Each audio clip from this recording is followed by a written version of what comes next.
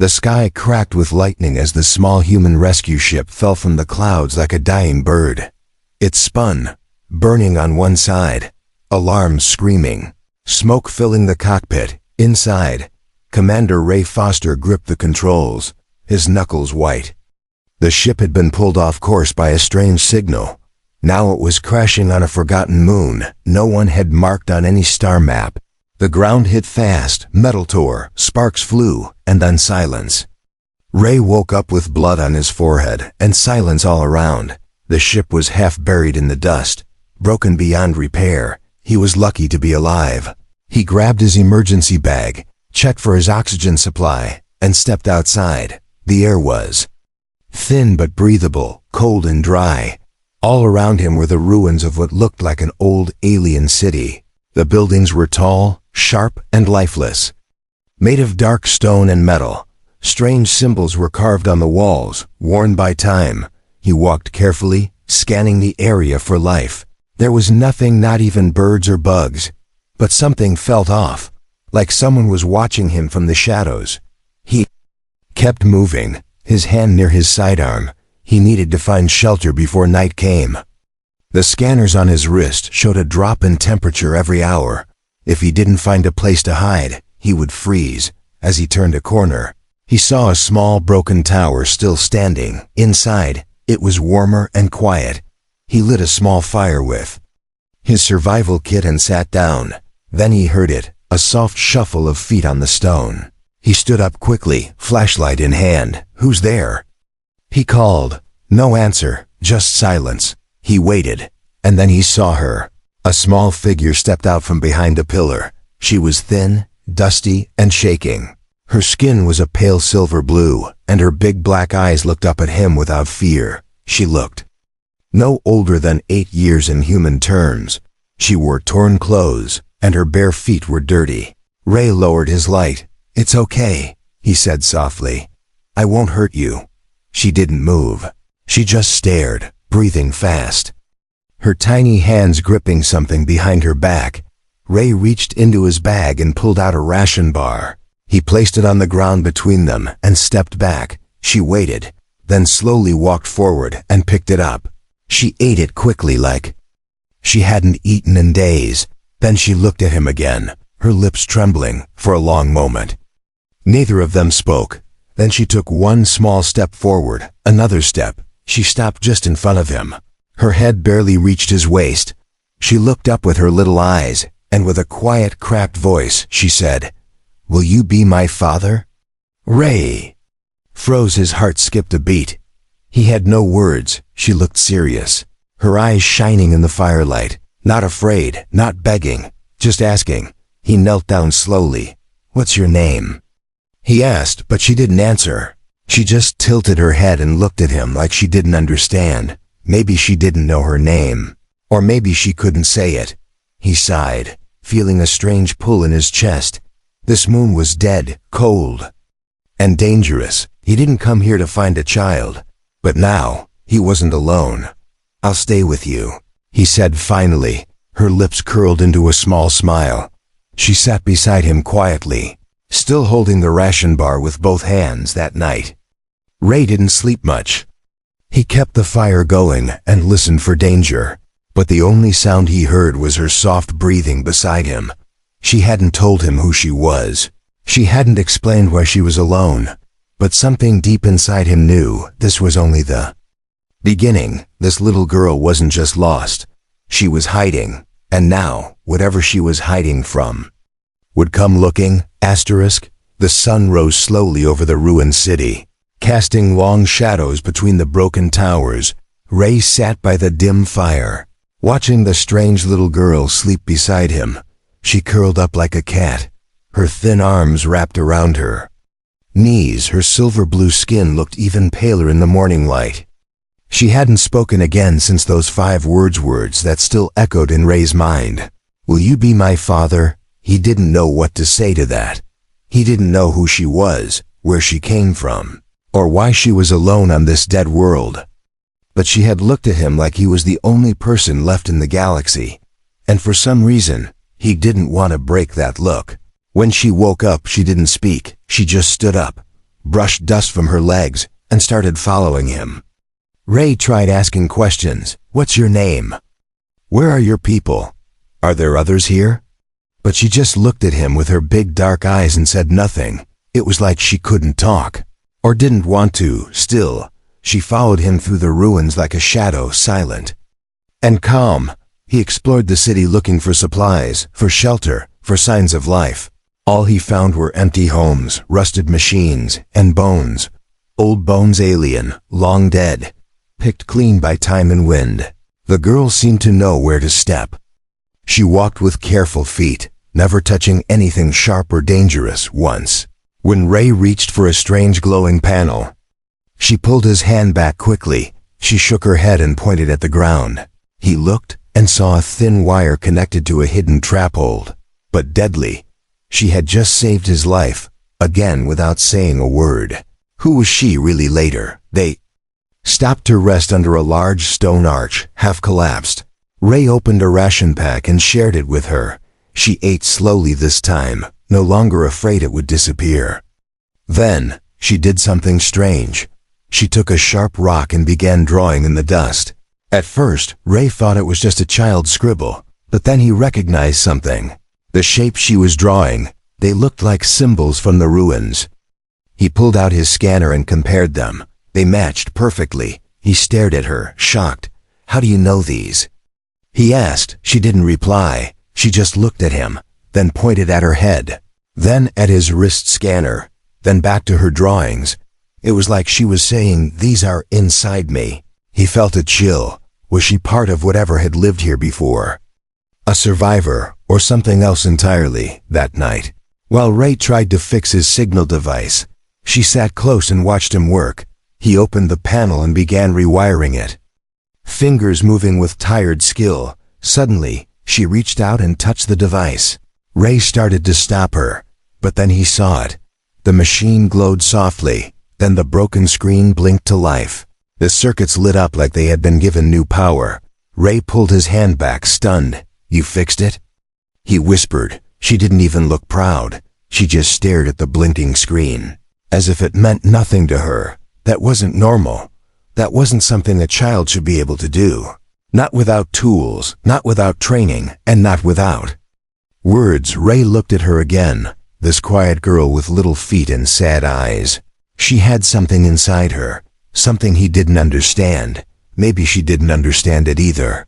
As the night grew colder, Ray covered her with his emergency blanket. She didn't protest, just leaned gently against his arm.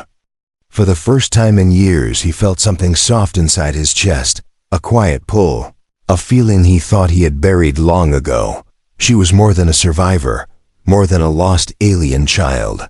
And he had a feeling this broken city was not the only thing hiding secrets. The girl was watching the stars before she closed her eyes. Ray looked up too, and wondered who would come first, help, or whatever she was running from. That night, something changed in the air. It was still and cold, but not empty anymore. Ray felt at first a pressure on the back of his neck, like someone watching him from the ruins beyond the firelight. The girl, still without a name, stood up suddenly. Her head turned sharply toward the shadows. She didn't say anything, but her body grew tense. Her small hand reached for Ray's coat. Clutching it tightly, he stood slowly and looked into the dark. There was nothing at first, just stone, broken walls, dust. Then he heard it. A sound too low to be the wind, too steady to be echo. Click, click, like claws on rock. Ray raised his flashlight and scanned the darkness. Shapes moved just beyond the light's edge, crawling, circling, waiting.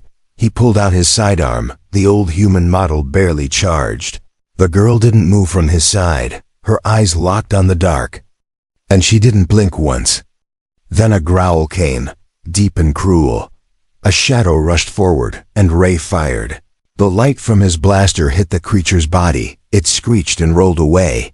But another came, and another. They weren't animals. Not exactly. They were thin, fast, and too smart, like they were testing him. He grabbed the girl's hand and ran, through alleys of cracked stone, across fallen towers, into the deep part of the city. She kept up easily, never slipping, never slowing. Ray's legs burned, but he didn't stop. He saw an old chamber, the door still hanging from one hinge. They rushed inside, and he slammed the door shut. He dropped to the ground, breathing hard. The girl walked to the center of the room and stood very still. Outside, the creatures scratched at the walls, sniffing. Waiting, Ray checked his blaster. 2 shots left. He looked at the girl. She was facing a wall, her eyes glowing softly in the dark. She raised her small hands and pressed her fingers to a strange panel. A loud hum filled the room. The walls lit up with lines of blue light. Old circuits waking after years of sleep. Ray backed away, not understanding what she was doing. Then he saw its symbols floating in the air, forming a ring around her. She closed her eyes, and the entire room shook. The creatures outside screamed.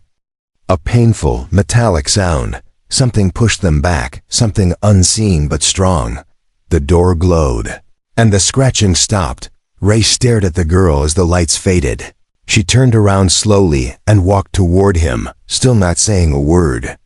Still calm, like nothing had happened. He didn't know what to say. He had seen alien tech before, but never like this.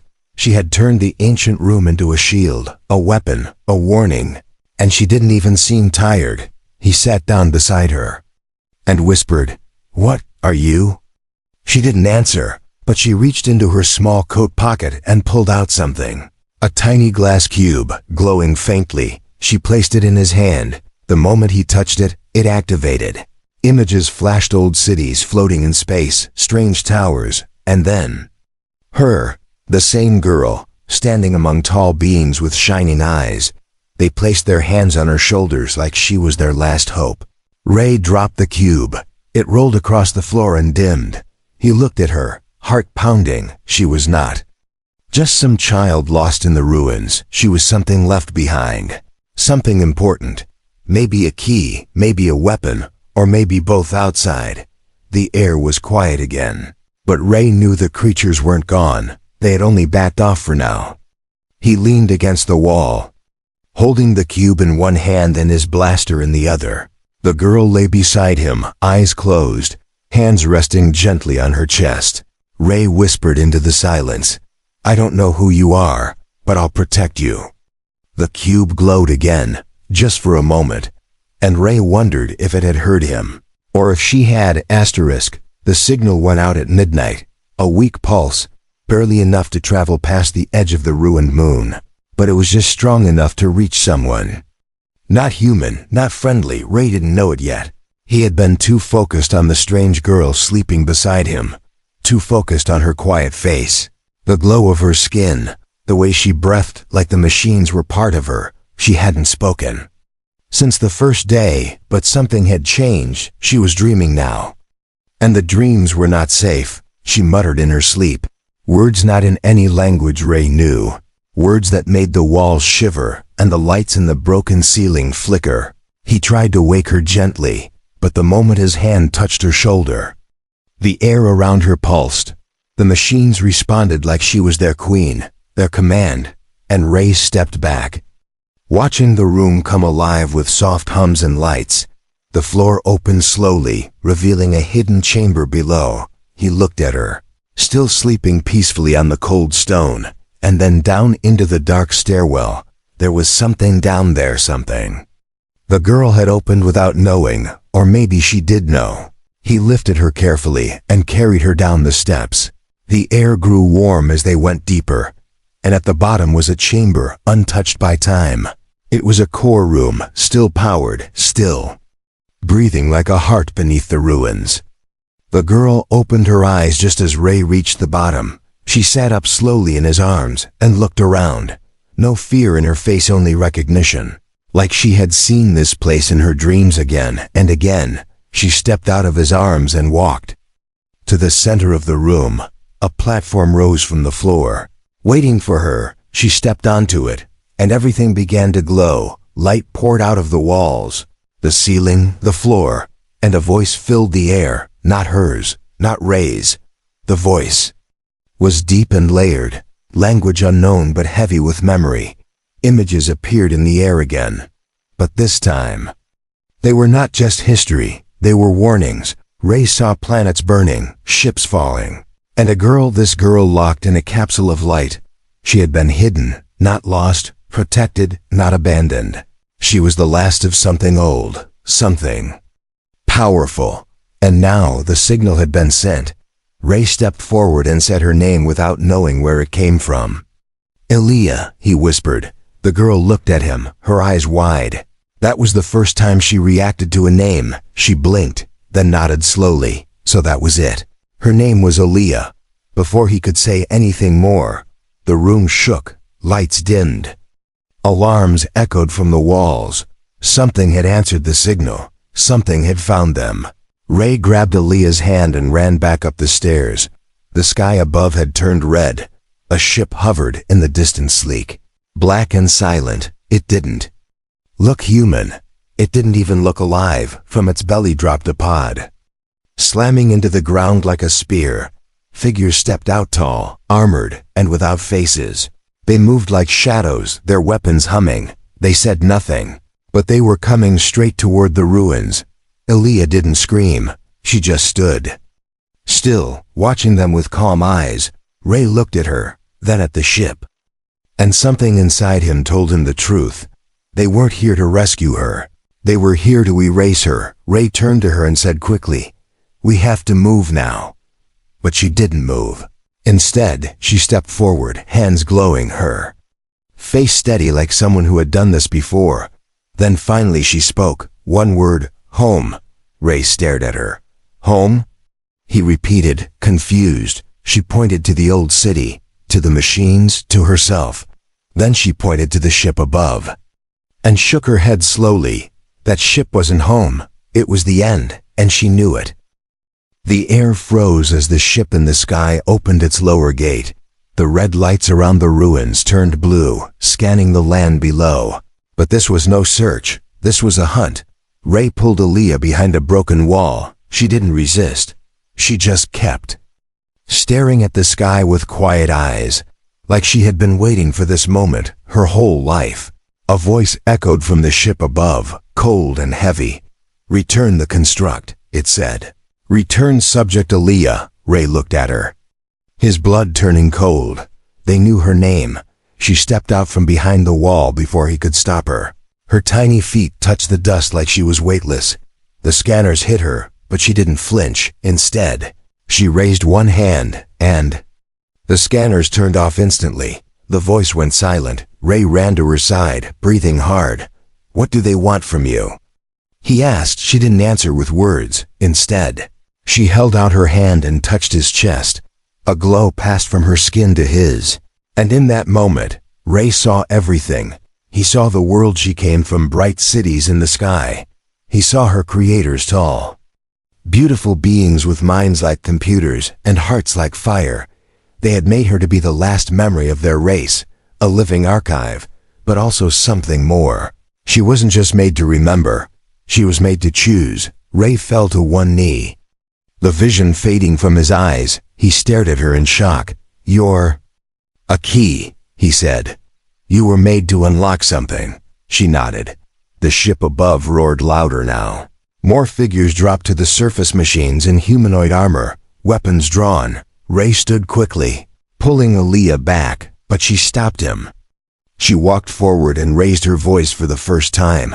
"I have chosen," she said. The voice echoed across the ruins like thunder. Ray's heart stopped. She wasn't speaking to the machines. She was speaking to the world itself. Stone shook. Old towers lit up. The ground cracked open near the city core. A buried power rose from the earth, glowing with the same light inside her. The machines hesitated, their weapons flickering. Then the ship spoke again, louder now. "Choices denied. Subject Elia must be retrieved." Ray raised his blaster, eyes burning with rage. "You're not taking her," he shouted. The machines moved fast, charging toward them. Ray fired, hitting the first, slowing the second. But there were too many. Just as the third machine reached them, Elia stepped in front of Ray. Her body flashed with a pulse of white energy.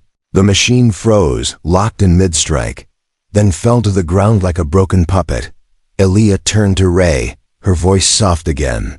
"I picked you," she whispered. Ray couldn't speak.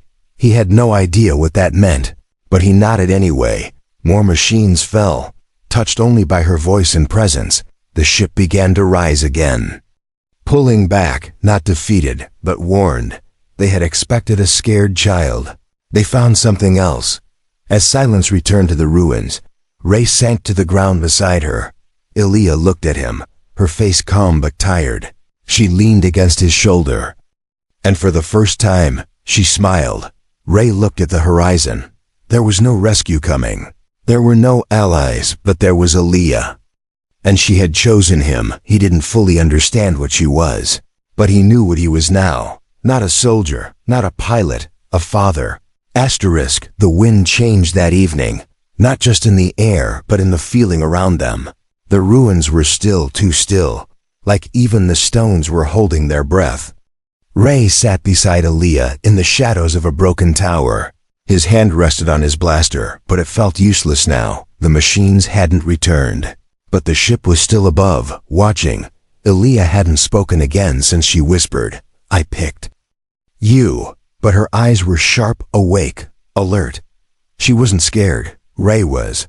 Even if he didn't show it, he kept checking the signal device.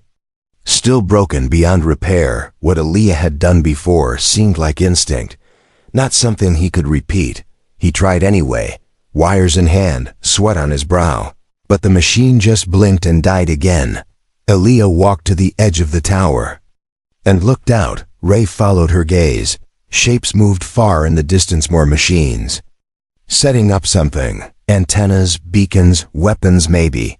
They weren't attacking, they were waiting. Ray turned to Aaliyah. "They're building a trap," he said quietly. Aaliyah nodded once. She touched her forehead, then touched his chest. Signal between them now, no words needed. She pointed at the far tower, the tallest one still standing. Ray knew what she meant. That tower held something. A control point, a memory, or a last weapon maybe. It was their only chance. They moved fast. Staying in the shadows, the machines didn't see them. Or maybe they didn't care. Maybe they were waiting for Aaliyah to make a move, to see what choice she would make. Inside the tower was dark. The stairs nearly gone. Ray helped Aaliyah climb. Step by step. At the top was a door untouched, smooth, and sealed with light. Aaliyah stepped forward and placed her hand on the surface. It opened without a sound. Inside was a single room, round and bright. And in the center floated a crystal, spinning slowly. Aaliyah walked to it and placed both hands around it. Her body lit up, and the walls filled with motion. Ray saw a message appear this time, in his language. Core choice confirmed, Guardian bond accepted. He stepped back, stunned. "Guardian?" he whispered. The lights turned red, then gold. Another message appeared. "Last directive. Protect Aaliyah at all costs. Guardian activation complete." A sudden surge of heat filled his body. His veins glowed for a moment, then faded. Ray fell to one knee, gasping. Aaliyah turned and ran to him, eyes wide. He looked at her, confused. "I felt something enter me," he said. She nodded slowly, placing her hand over his chest, and smiled. Then everything outside exploded. The ship above released a storm of pods dropping like meteors into the ground. The dozens of machines charged toward the tower, weapons ready. There was no more waiting. They were here to take her. Ray stood, feeling different, stronger, sharper, like his body had been rewired. The crystal had done something to him. Aaliyah took his hand and led him to the top platform of the tower. From there, they could see everything. The machine stopped and aimed. Ray raised his weapon, but it began to glow on its own. It wasn't just a blaster now, it had changed. Charged with the same light inside him, Aaliyah stepped beside him, her hands glowing again. The sky opened, and the first shot came, a blue beam of heat. Aiming straight for them, Ray jumped in front of her. The blast hit him, but it didn't burn. The light inside him pushed it back. He gritted his teeth and fired back. Aaliyah raised her voice again. "Stop," she said. The machines froze, just for a second, but enough. Ray took the shot. 1, 2. 3 machines fell. Alia's voice grew stronger. The machines began to shake, their armor cracking. Then the ship in the sky sent down one last figure. Taller, heavier, glowing red. A leader, a commander. Ray looked at Alia, and she whispered, "That's the one who ended my people." Ray's eyes narrowed. Then, "I'll end him," he said. The last machine landed like thunder. Its feet cracked the stone beneath it. Its body was dark and wide, covered in glowing red lines that pulsed like a beating heart. It was not like the others. It had a presence, something cold, old, and full of command. Alia stepped back, her small fingers tightening around Ray's hand. He could feel her trembling, not from fear, but from something deeper, recognition. The machine's voice echoed across the ruins. "You were never meant to awaken." It said, "Your memories are forbidden." Alia's eyes narrowed. "My people trusted me," she said. "They left me for a reason." Ray didn't wait. He stepped forward, blaster raised, his body still glowing faintly from the bond. The machine turned its gaze to him. "You are human," it said. "You are unworthy." "I'm her father now," Ray growled and fired. The shot hit the machine's shoulder, burning through part of its armor, but it didn't fall. It moved fast, too fast. It rushed forward and slammed into Ray, sending him flying into a stone wall. Alia screamed. The tower around them shook, old power lines sparking to life. Ray stood again, blood on his face. But he didn't feel weak, whatever the core had done. It was still inside him. The machine charged again, and this time, Ray was ready. He dodged, rolled, and fired again. Alia raised her hands, and waves of light burst from her fingers. The ground cracked beneath the machine's feet, slowing it. "Down, you protect him," the machine said, turning to her. "You are broken." Alia stepped forward. "No," she whispered. "I am finally whole." She placed her hand on Ray's chest. Light exploded from both of them, pure and bright. The machine shielded itself, but it was too late. The power hit like a wave of stars. It was not a weapon. It was everything her people had locked away: memories, hope, and pain. The machine screamed, not in voice, but through its failing systems. It tried to retreat, but its legs buckled. Ray took one last step forward, blaster in hand, eyes filled with fire. "For Alia," he said, and pulled the trigger. The final blast hit the machine's core, and it fell. Smoke rose.